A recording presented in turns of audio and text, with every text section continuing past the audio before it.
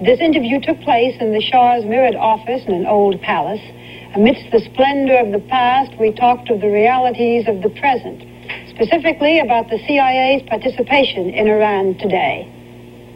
Your Majesty, in our newspapers now, in our country, there is a great deal of comment, and there are reports today about our CIA aiding friendly nations, giving them money. Does the CIA play any part in this country today? Sure. What? Gathering information. We don't mind. Do they, in any case, give this country money? Money for what? Because if we don't give you money, you are not going to give us money. We are giving you a lot of money in buying your goods. Well, what I was talking of is since it is coming out that we have been giving money to other friendly nations to help them in one manner or another. Well, maybe you had to. Maybe you had to.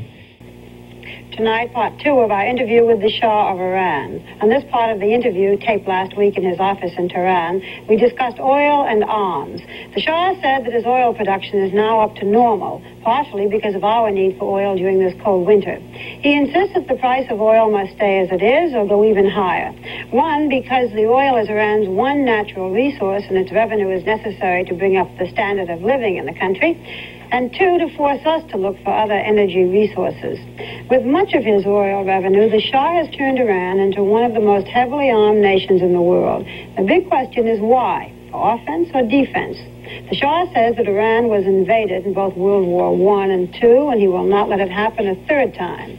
Iran is bordered on the north by the Soviet Union and Turkey, on the east by Iraq, and across the Persian Gulf by Saudi Arabia.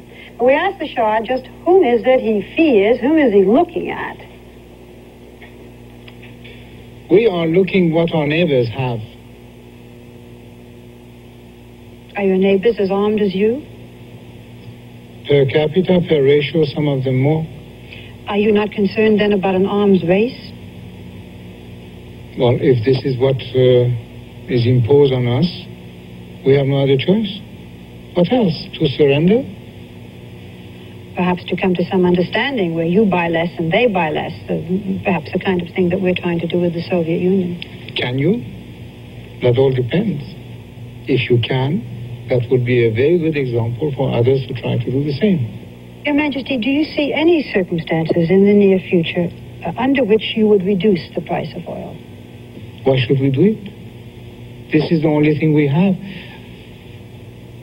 Do you know, Ms. Walters, that since we raised the price of oil, you have increased the prices of your goods and commodities at least by 400 to 500%? Do you know the price we pay for the spare parts that we need from your country? You mean we have raised it correspondingly to your oil price? Yes. When you buy military equipment from us, have we raised our prices on that very much in the last few years? We have. Especially the spare parts. If we lowered our prices of those materials, the spare parts of the military equipment, would you lower your oil prices? I have proposed to you many years back.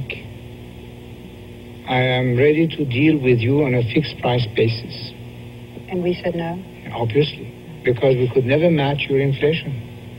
Your Majesty, if now our country said, okay, we will charge you less for military equipment. We will charge you less for commodities.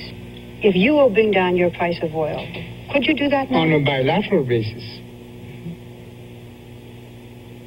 That price will be lowered for you, who can propose this to me. Mm-hmm. Just between your country and our country? On a bilateral basis, yes.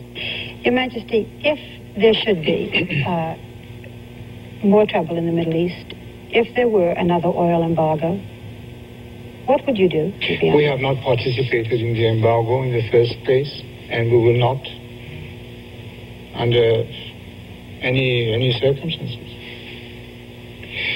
We separate oil from politics. And in addition to this, the West is our friend.